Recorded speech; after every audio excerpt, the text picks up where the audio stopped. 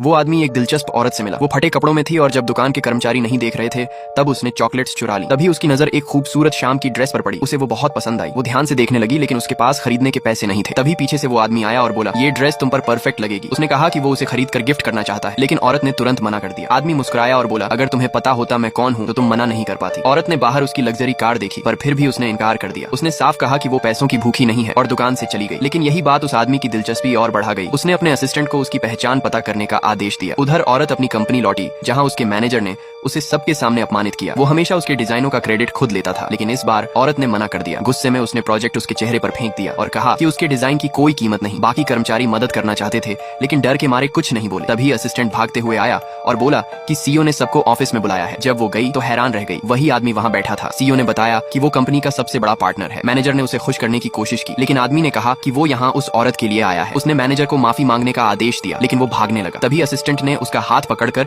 उसे टेबल पर धक्का दिया। डर के मारे वो घुटनों पर गिर गया और खुद को थप्पड़ मारते हुए रोने लगा। सीईओ ने तब उस आदमी से पैसे लिए और औरत से कहा कि अब से वो उसकी पर्सनल असिस्टेंट होगी। औरत चौंक गई। उसे समझ नहीं आया क्या हो रहा है। आदमी ने ठंडे लहजे में कहा, अब से तुम्हें मेरे हर आदेश का पालन करना होगा। जब भी मैं बुलाऊं तुम्हें आना होगा। लेकिन औरत ने उसकी बातों पर ध्यान नहीं दिया। जब उसने मिलने के लिए बुलाया उसने सारे मैसेज इग्नोर कर दिए और अपने काम में लगी रही। गुस्से में वो सीधे उसके घर पहुंच गया। वो अंदर थी लेकिन उसे उसकी मौजूदगी का एहसास नहीं हुआ। बिजली बचाने के लिए उसने लाइट भी नहीं जलाई थी। आदमी ने आवाज की तो उसे पता चला कि कोई घर में है। वो दरवाजे की ओर भागी लेकिन आदमी ने पकड़ लिया और पूछा, तुम मुझसे दूर क्यों भाग रही हो। औरत ने जोर से उसे धक्का दिया, बोतल तोड़ी और बोली,